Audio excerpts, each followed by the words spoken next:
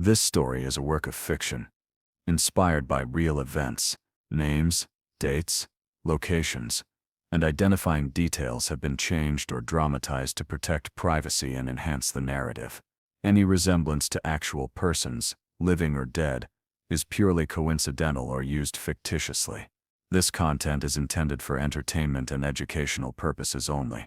It does not aim to glorify crime, promote violence, or pass judgment on real individuals. Viewer discretion is advised.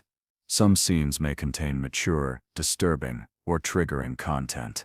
What you are about to watch could have happened anywhere, to anyone. It's inspired by real events. Whispers of truth, buried beneath layers of fiction. We've changed the names, the dates, the locations.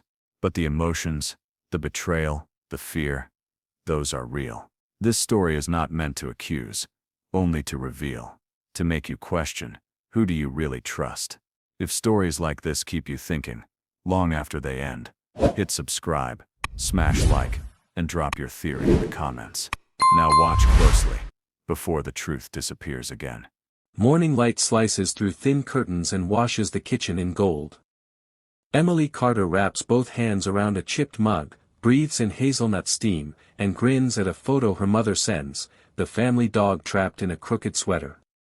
She snorts, nearly spills, wipes the rim with her thumb, and taps back a string of hearts.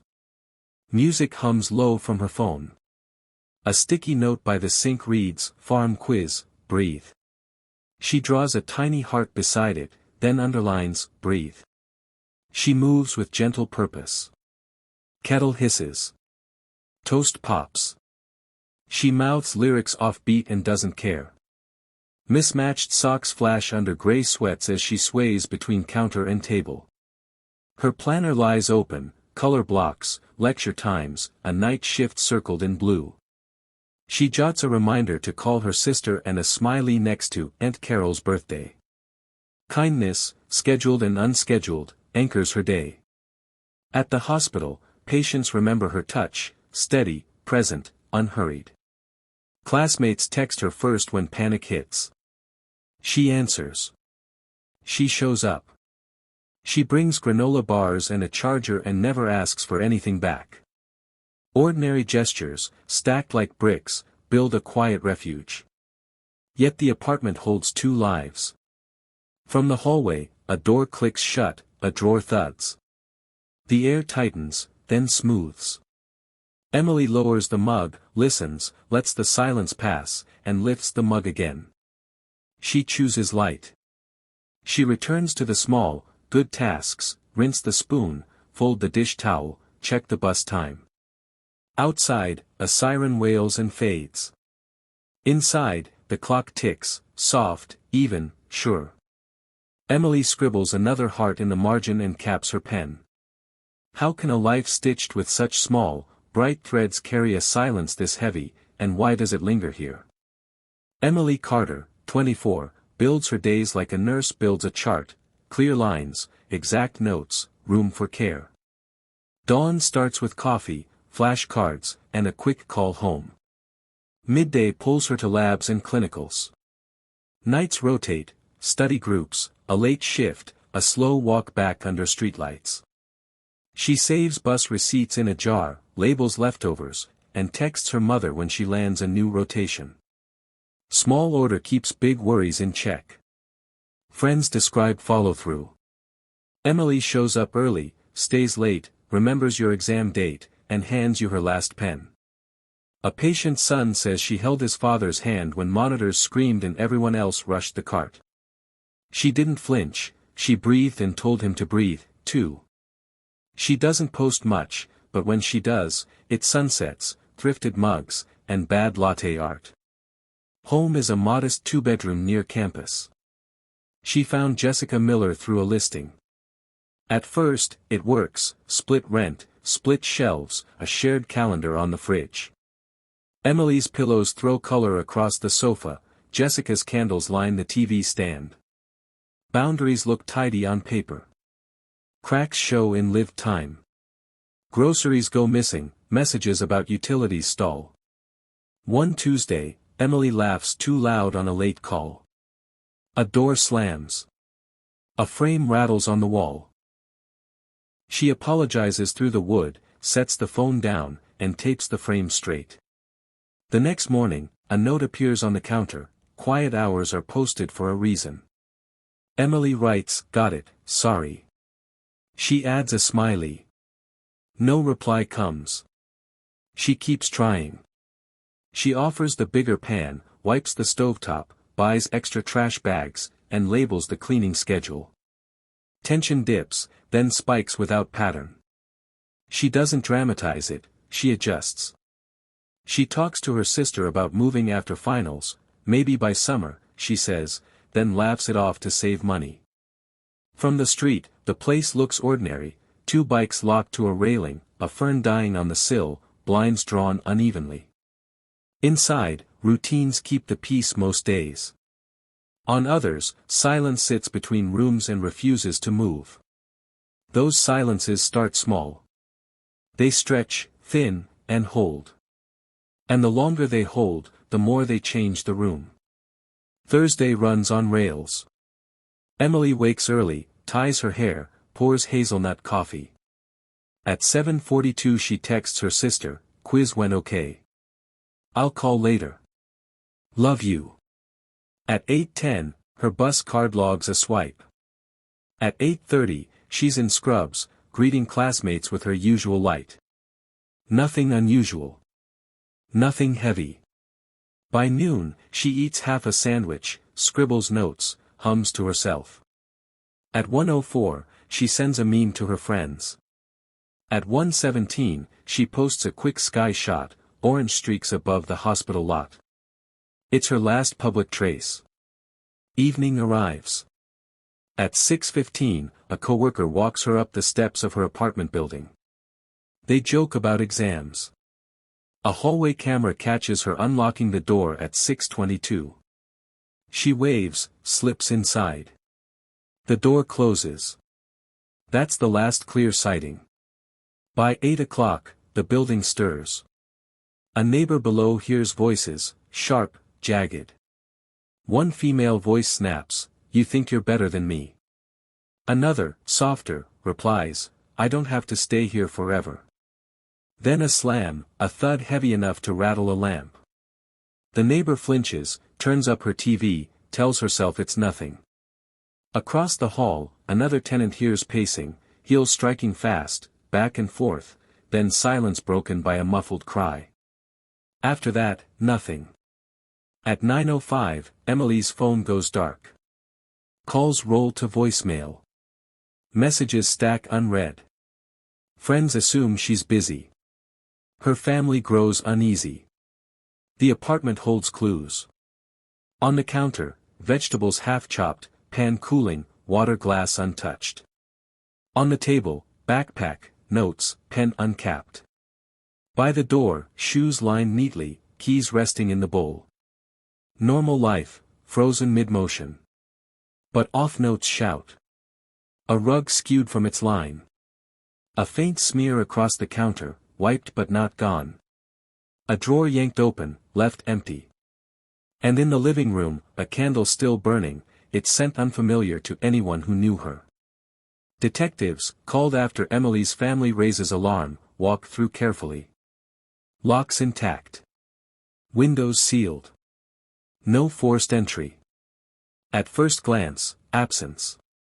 But one officer pauses at the candle, writes something down, frowns at the silence that feels staged. Nothing about the scene whispers accident. It screams something else. Theories tumble out fast. Maybe she left on her own. A classmate recalls her joking about needing space. But her car still sits outside. Her wallet, keys, even her sneakers remain. Her bank account doesn't budge. People who vanish by choice take something. Emily took nothing. Maybe a burglary. A drawer open, a rug moved. But the laptop glows on the desk, untouched. A necklace hangs from its hook. Nothing stolen. Maybe a prowler. A man had lurked near the dumpsters weeks earlier. Detectives canvass, check prints. No match, no sighting, no trail. Maybe an accident. Search dogs sweep dumpsters, alleys, riverbanks. No trace. Each card laid down, each card pulled away. No burglary. No prowler. No accident. And no runaway. The circle tightens. Detectives turn inward, to the people closest. Family, friends, boyfriend. Then the roommate. Jessica Miller repeats her story. Emily moved out after a fight. She claims Emily slammed the door, walked out overnight. She says it with strange certainty. But neighbors never heard boxes dragged, never saw bags carried, never spotted her leaving. They recall only silence. Her phrasing sticks. She moved out. She's gone. Said once, it could pass. Said twice, 3 times, it rings rehearsed. Detectives hear more than words. They hear denial stretching thin, resentment bleeding through. Theories of strangers fade. The circle locks tighter. Every answer starts pointing back to the person inside those walls. The medical examiner starts with the body, oval bruises mirrored on both forearms, grip marks. Subtle pressure bands cross the neck, shallow and uneven, with petechiae spattered in the eyes. The hyoid stays intact, the pattern fits sustained compression, not a single blow. Fingernails score half-moon scrapes, defense. Toxicology clears her blood, no alcohol, no sedatives. She was sober. She fought. Gastric contents, lividity, core temperature pin the window just after 8 p.m., the hour neighbors heard the argument. The examiner writes it plain, homicidal asphyxiation. At the apartment, a cleaner story fails to hold. Luminol lifts a thin arc along the counter's edge, faint but true. Under the living room rug, crosshatched streaks flare, mop swipes missed by haste. In the sink trap, a diluted trace points to bleach. On a dish towel, a mixed profile, the victim's blood cells and a second, female contributor. Technicians spotlight one signature act, concealment by removal. Building cameras catch Jessica later that night with a single heavy black bag. A receipt, 7:31 p.m., shows contractor-grade bags purchased before the fight.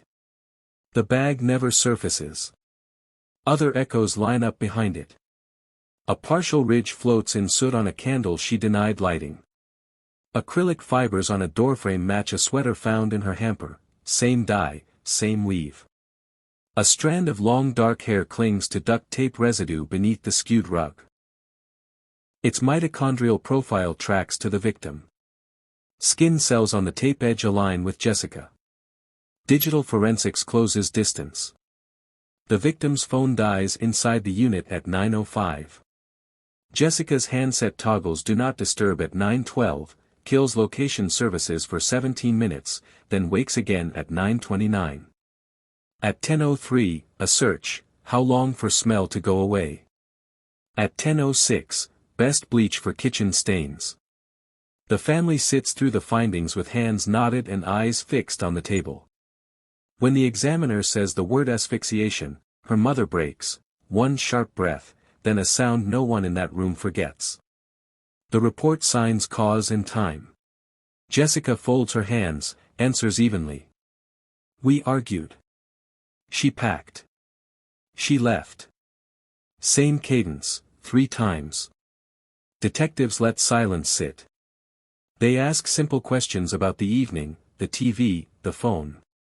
She leans on certainty. She moved out. Tell us how, a detective says.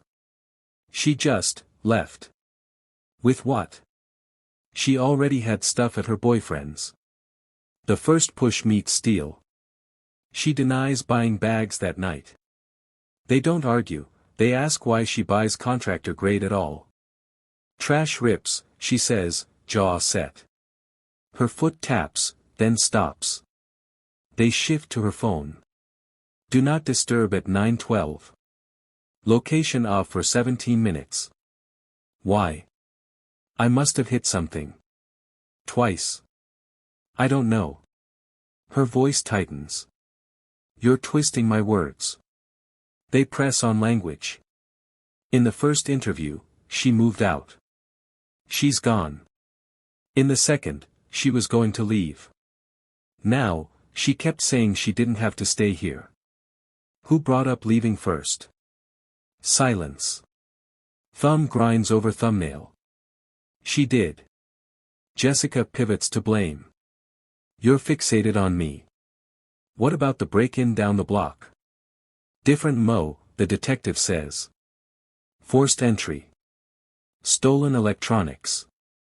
What about her boyfriend? He was at work on camera. So you've already decided? We're asking, he says. We haven't decided. Her calm phrase. She raises her voice once, sharp, sudden. She could be anywhere. Then, smaller, she said she'd move after finals. She said it to hurt me. Outside the room, pressure builds. Not a vigil yet, not candles and posters, just whispers on the block, eyes lifting to the upstairs window, texts from classmates repeating the same line, she wouldn't vanish. She doesn't ghost. Back inside, the detective slides a single photo forward, the hallway camera still of Jessica carrying a heavy black bag to the alley. No lecture. No list. Just the frame. She stares at it too long. That's trash, she says. Then where is it? Her mouth opens, shuts. The practice story falters. The room holds its breath. You said she left, the detective says softly. But everything she needed to leave stayed behind. The only thing that left this apartment that night was what you carried. Jessica blinks hard, looks at the door, and whispers, she wasn't going to walk out on me. No one moves. The sentence hangs between them, heavy as a verdict. The trial will decide whose story the evidence belongs to. Before sunrise, the courthouse hums. Reporters anchor the steps. Doors hiss open. Jessica Miller enters in a pale suit, hair pinned, lips pressed white. She doesn't look left. Emily's parents take the front bench, mother with a folded tissue, father rigid, eyes locked on the defense table.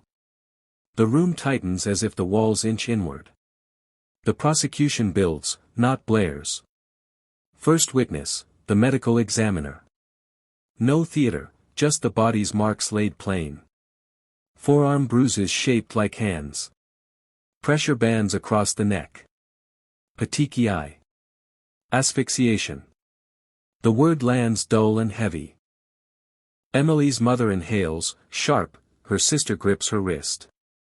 Next, a crime scene analyst. He doesn't relist every test. He chooses the spine. Photo 1, crosshatched streaks beneath a rug, cleaning lines, not pattern. Photo 2, a single candle glass with a smudged ridge, her partial, fresh soot. Photo 3, the alley still, Jessica with a heavy black bag. No narration follows, the images carry their own weight. A juror leans forward, pen paused midair. Digital forensics takes the rail. Calm voice, tight phrasing. 9:05, victim's last phone signal inside the unit. 9:12, Jessica's do not disturb toggled. 10:03, search, how long for smell to go away? Silence.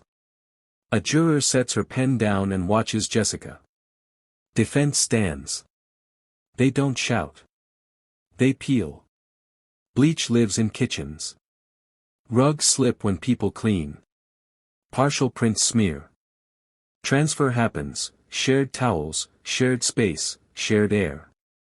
They hammer chain of custody, lapses in memory, gaps in the timeline.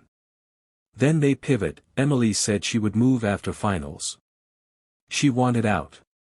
You've heard it, counsel says, palm open to the jury. Leaving is not a crime. Her words point to choice. They call a witness, Jessica's manager, who says Jessica worked long hours, arrived tired but civil, never violent.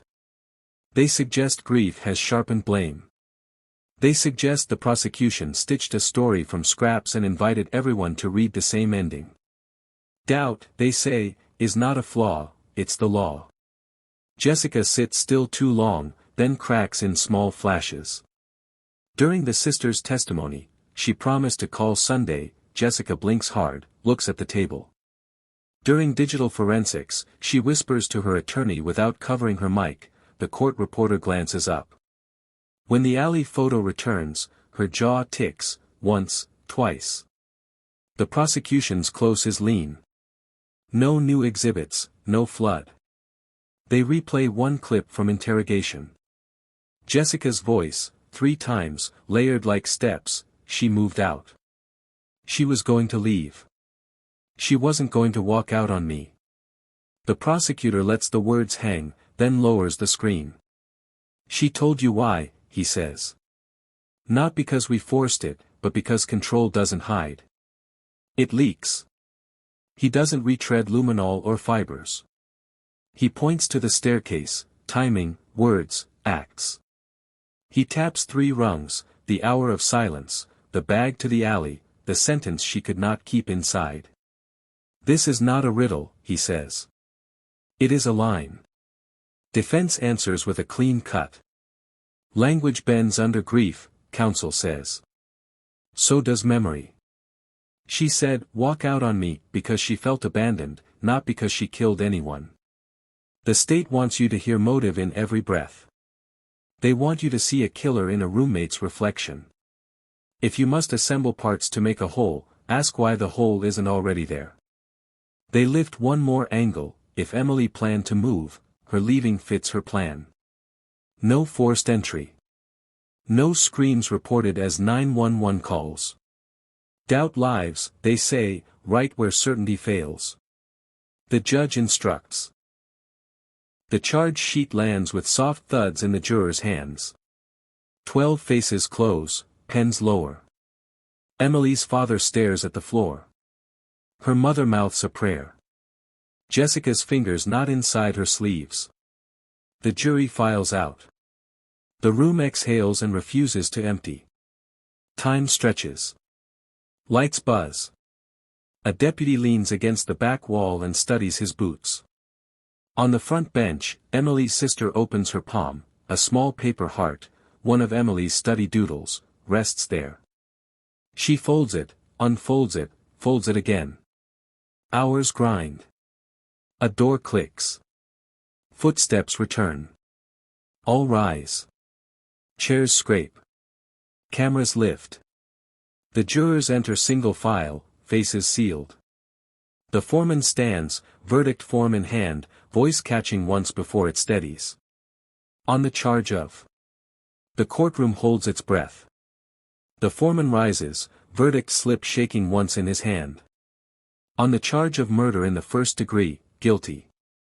The word splits the room. Emily's mother collapses forward, tissue crushed between her palms. Her father exhales through clenched teeth, shoulders stiff, eyes wet. Her sister covers her face, shoulders heaving. In the gallery, gasps break into sobs, reporters bolt for the door, phones lifted high. At the defense table, Jessica Miller closes her eyes. For a moment, still. Then her jaw clamps, a tear streaks fast across her cheek, wiped quick as if it never fell. Her attorney whispers in her ear, but she shakes her head, lips pressed tight. Deputies edge closer, cuffs gleaming, waiting for the order. Later that week, the court reconvenes for sentencing. The judge's voice stays steady, almost flat, life without the possibility of parole. The words settle heavier than the gavel's crack. Jessica lowers her head, hair falling across her face. She never once looks toward Emily's family. Outside, the courthouse steps brim with voices. Friends from the hospital lay stethoscopes across a framed photo of Emily, sticky notes tucked beneath. Thank you for staying late, you saved me more than once, we won't forget. Strangers leave candles and flowers, but it's the notes, her small habit of kindness returned, that turn the steps into a shrine. Inside, the benches empty slow. Emily's mother clutches a folded paper heart her daughter once doodled during study sessions. She presses it against her chest as she's led out. Her father walks beside her, silent but steady. Her sister lingers, eyes locked on Jessica as deputies guide her through the side door. No words, just a stare that follows until the door slams shut. The trial ends. The evidence rests. But Emily's voice endures, not in silence, but in the marks she left, the hearts in her notebooks, the laughter in her friends' memories, the promises she kept to patients who still remember her touch.